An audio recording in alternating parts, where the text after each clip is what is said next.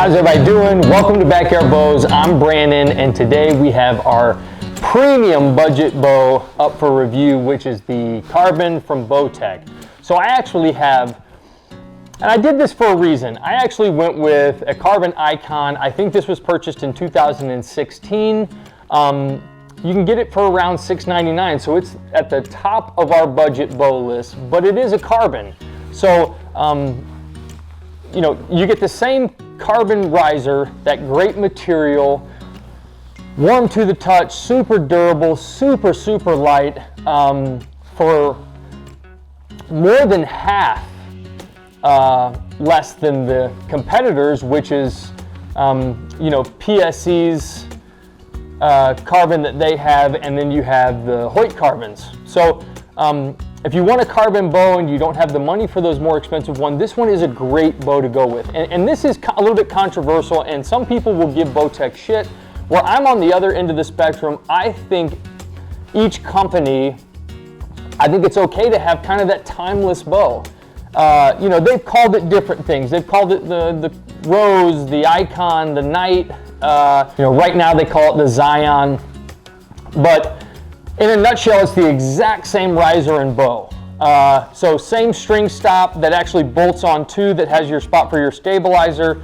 You know, I think it has maybe some little dampening systems, those new Orbit dampening systems that are off to the side, that's a little different, but it also has that single limb, virtually the same specs, 31-inch axle to axle, 50, 60, 70 pound options. And again, the best part about it is it's 3.2 pounds, which is incredible. I mean, that is so light. I've shot with one of these, you know, taken it hunting several different times, and man, it is the nicest bow to have up in a climber stand with you. It's super maneuverable, it's super light. And even when you're hiking in with a climber stand, just to have a little bit less weight somewhere is always nice. It's also really durable. This material is incredibly durable. The cams have changed a little bit, but for the most part, these things are all virtually the same, and I love that. It's a timeless bow. They don't need to change anything. Just keep putting it on the thing. You know, they'll change the name of it a little bit, but other than that, you know, I like that they have a bow that they know is a great product, and they're providing hunters time and time again with something that is extremely simple, durable, for a really good price. So let's go ahead, we'll sling some arrows through this. I will finish dressing this thing up, and then we'll go outside and we'll do our freestyle shoot. So like I said before, I've actually hunted with one of these carbon bows from Bowtech, and I've actually killed a lot of deers with them. So the one thing from the past that I know that I just never really enjoyed or liked the feeling of is the grip.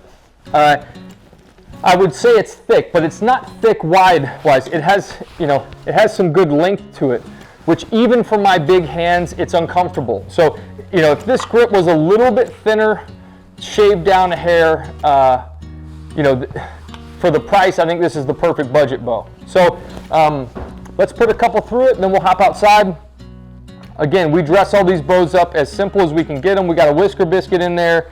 I do have this new Quattro stabilizer on there that we just got in, which it's kind of a new company. Man, I love the stabilizers that they make. They're a little bit expensive, but for the craftsmanship that you're getting, these are awesome. They also have a wood one, which is really cool, that I've yet to get in, but we're gonna order one. So, you know, and these cams, same thing that we've seen for forever. They got that flip disc mod on there, which allows you for the comfort and performance side. We'll shoot a little bit of both.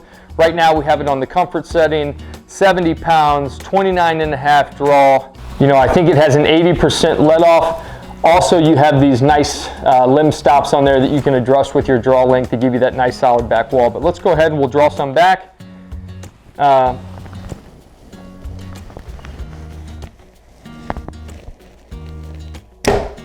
So, man, on these carbons, I think it's one of the smoother draws that you're going to get. I've always thought that it's a super smooth draw. It's like sometimes you just want to put a little bit of grease on this little cable stop that slides on that rod, because sometimes it can stick to it. But you know, if that thing's sliding right, these things draw really well. 70 pounds does not feel like 70 pounds. I absolutely love a light bow. So again, hiking in to climbing in, man, this thing is like 3 pounds. It feels like nothing in your hands. But to have that really durableness that they do have for such a lightweight, I don't think you can beat it for the price.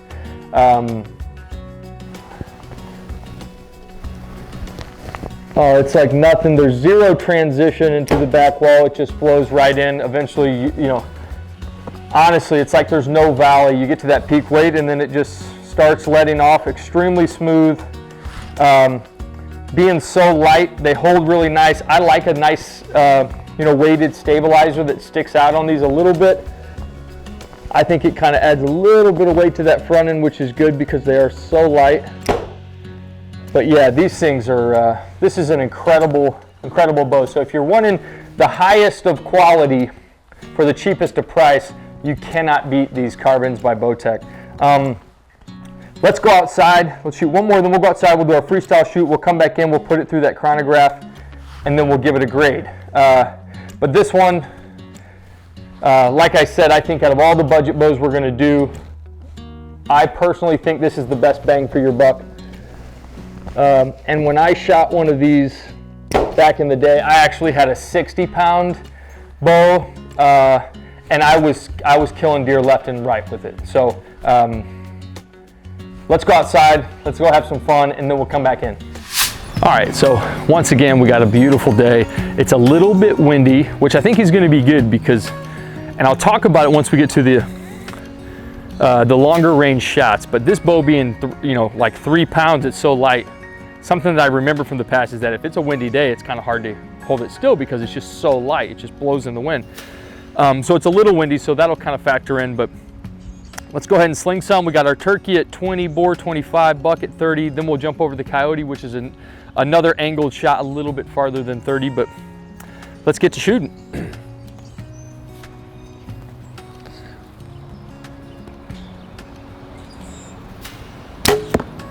Man, yeah, and another thing with these budget bows is they always have that option, like a package deal. If you have to, because your budget is only allowing you to, go for it. If you have a little bit of extra money over, don't do it. Again, stabilizer doesn't necessarily matter. When you're hunting whitetail, you can shoot with a stabilizer, without a stabilizer. Honestly, I don't think it has any effect on your shot until you get up to maybe 50 or 60 yards. Whisker biscuits work fine, but I do like a drop rest. And then your sight is what you're getting from that package that's just cheap, and you're gonna find yourself back into a bow store anyway in 2 weeks, so you might as well just buy what you need for your bow, and don't get the package deal. Sounds nice, but trust me, you'll end up going back in 2 weeks and buying other stuff anyway. So let's go to the boar.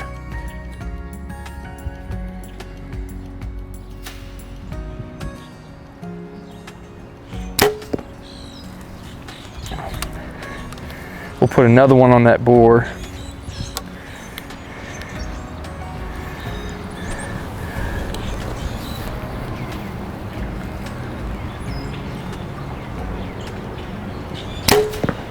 Man, so again, it's not in yet. And I think I mentioned on the last reviews, we're gonna get one of those decimal readers for sound, but I would also say that this thing has like a real thud pop to it.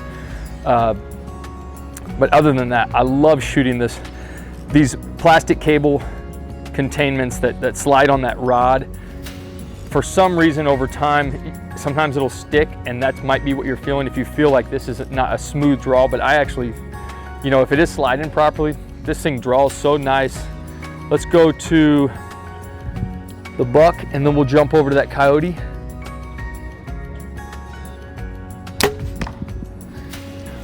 You know, and I think I said inside, like, the specs were virtually the same. They are the exact same. So if you look online, I think you can go from up to 30 inches, 2018 and down, but after 2019, you can get 30.5 inches. But other than that, it's the exact same bow. Just in case you were wondering, or if you're like me and you kind of really look into it and you're like, man, did they change anything? Did they change anything? No, they don't. But again, I don't mind that. A bow shop owner might mind that because they're wanting a new bow that's creative and innovative, and and has new stuff on it that they can put in their sales pitch, so they might not like it. But if this is a bow that has worked for you, I've recommended this bow to several people, and I always get the same feedback. So let's go to the Coyote before we jump to the longer shots.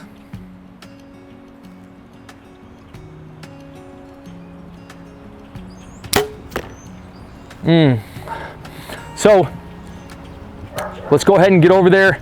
And like I said before, I think with the little bit of wind out here is where we'll kind of see how hard it is to get this thing to settle down when it is windy, because it is just so light.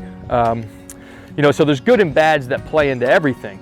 Climbing into a tree stand, wanting something that's really maneuverable, light, it's wonderful, but then again, you get a real windy day. You know, so with everything, there's always a give and take a little bit, you know, trying to set up that perfect bow for you. So, you know, and we like to mention everything. We like to kind of give you all aspects of every bow, the good and the bad, and not necessarily bad, but some, you know, where some things lack and some things have faults here and there. So, all right, let's go shoot a couple of the longer ranges. So just the little time that it took us to come over here and set all this up, the wind's actually picked up quite a bit, which I love, because you know, if there's one fault I think that's common sense to having an extremely light bow is going to be the wind. Something that helps that I noticed from when I used to hunt with one of these is putting a nice solid stabilizer on the front of this thing. You know, with some weights on the front. That kind of helps balance it out a little bit and gives it that center of gravity that you need to keep it steady.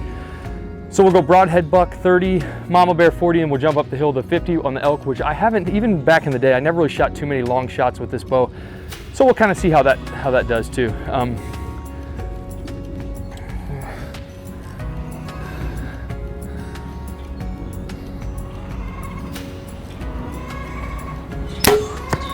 You know, this probably has one of the best back walls. You know, once it lets off, that 80% let off, I mean, you hold it nothing almost.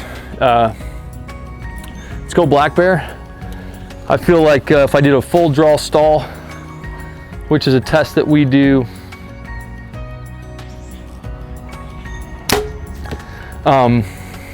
where I kind of hold the bow back as long as I can, and then once I feel like I'm getting tired and I'm gonna have to let it go, let an arrow go, how well can I dial it in at those last moments of me kind of really struggling to keep it back? I feel like I could hold this thing for a long time. Let's go one more to the black bear and then we'll get up the hill.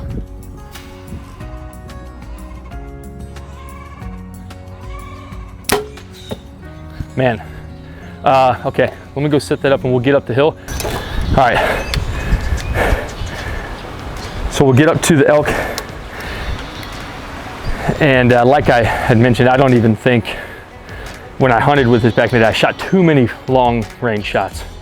So these will kind of be some of the first shots on a longer distance. And I'm gonna wait till we get a break in that wind, because man, this thing blows around a good amount.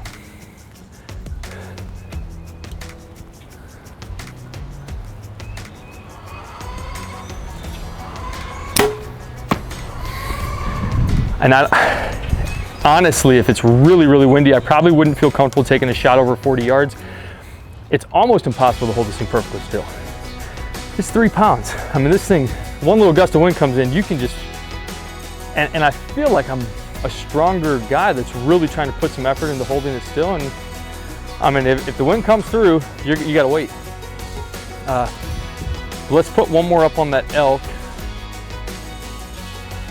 And then we'll kind of shoot on and off through the day with this and see. We'll shoot a little bit when it's real windy. We'll shoot a little bit when the wind calms down, and we'll kind of get you some feedback on everything. But that is definitely the downside of having a super light bow.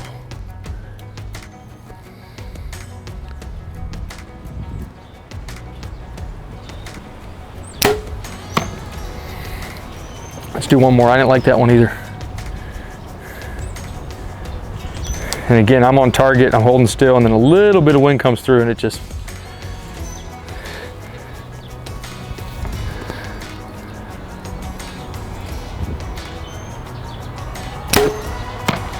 that's better.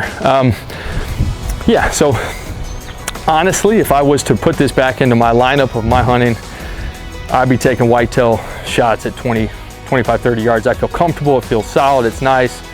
You get just that little bit extra distance for some reason. Doesn't feel as comfortable to me. But, you know, you can kind of pick and choose what you're gonna use it for. But we're gonna get to shooting a whole bunch more. We're gonna turn this off, then we'll step back inside, we'll do that final, you know, chronograph speed test. And I'm actually gonna drop the weight down to 60 pounds to assimilate the bow I used to hunt with and tagged plenty of deer with in the past. And it'll kind of show you, you know, a bow that gets maybe between 240 to 255 feet per second with a 500 grain arrow. I got the job done plenty of times. And just kind of, you know, it'll be fun to see. I don't think I ever tested it back in the day when I hunted a lot with it, but it'll be fun to see kind of what speeds I was hunting with, because I actually felt really comfortable with this bow hunting. I never thought twice about the speed that it was getting at a maxed out 60 pounds. This one's 70, so we'll drop it down to 60 and kind of recreate that bow I used to hunt with. But, and then we'll get the numbers together for the final grade here in a second. All right, so on to the final part. With this bow, just to kind of recreate the bow I used to hunt with, I dropped it down to 60 pounds, 29 and a half, 85% let up. So I did variable one aspect of it, which we should see a significant drop in feet per second, but I wanted to show you and kind of recreate a bow that I used to hunt with a ton and killed a lot of animals with it, and just kind of see where that compares to some of these other bows that we've been reviewing that get anywhere between 270 and 290 feet per second. So this should be significantly less, but it'll show you kind of just, in my eyes and from my experience, anywhere between 250 and 290 with this grain arrow. If there's, you know, error, it's most likely the hunter. But if you put a good shot on, those speeds will get the job done. So it's 241. So, you know, about 30 feet per second less than, you know, some of the last bows we reviewed. And with that being said, I don't remember, you know, I was younger hunting, you know, like I had the fastest bow out there. I didn't really know any difference. I didn't have a chronograph.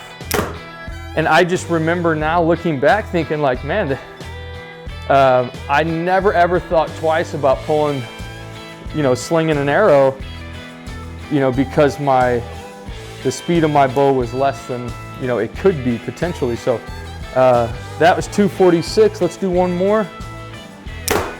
243. So right in there, mid 240s, right under 250 feet per second. And again, just to kind of assimilate that hunting bow I used to use back in the day, this thing, you know, I think I shot a 38-yard shot, you know, with this and peppered them. So again, I love to point out that the feet per second to me, and I know it's, you know, kind of an opinion at this point, but the feet per second to me, that doesn't really ever factor into me buying a bow. I think getting outside and practicing whatever bow feels most comfortable to you and what you feel the most accurate with is so much more important than those feet per second that you're getting. And that's just across the board with, you know, flagship bows to budget bows. It really doesn't matter.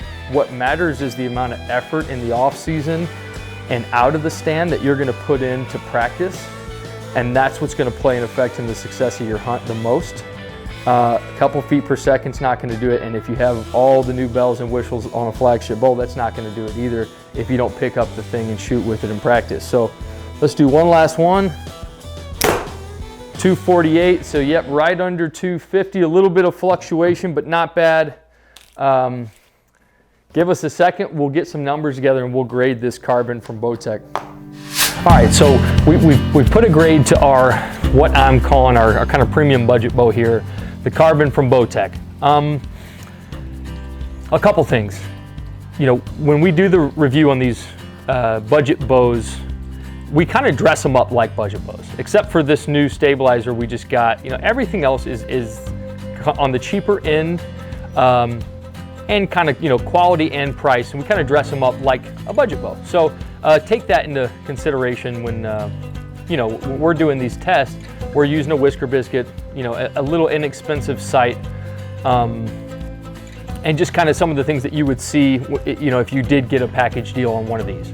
So like I mentioned earlier, I love the premium packages that come with these. I necessarily wouldn't buy, that basic package deal. If you have to, go ahead. If that's what gets you started and gets your, foot in the door, then go ahead and buy it. But I promise you'll usually find yourself back into a bow shop within a couple weeks, maybe a month, if something's not how you like it, or you realize, hey, I really love shooting my bow, I want to upgrade. So just take that into consideration. I think it's better to save a little bit and get what you want from the beginning, especially when it comes to the sight, than waiting and kind of purchasing two, having to go back in. So speed, we gave it the 8 out of 10. It got under 70, under 270 with my 500 grain arrow. We actually did the speed test with it at 60 pounds, so I think it maxed out at 256, but it would be right under 270. Or somewhere between 260 and 270 with it at 70 pounds. But again, I wanted to assimilate what I used to hunt with when I had one of these. And I remember never worrying about the speed of this. I never tested it. I had it at 60 pounds, and man, it performed awesome. I killed several deer with it, took some really tough shots, and it performed time and time again. So again, to those guys out there that only focus on speed, what is gonna separate you from not having a successful hunt to having a successful hunt?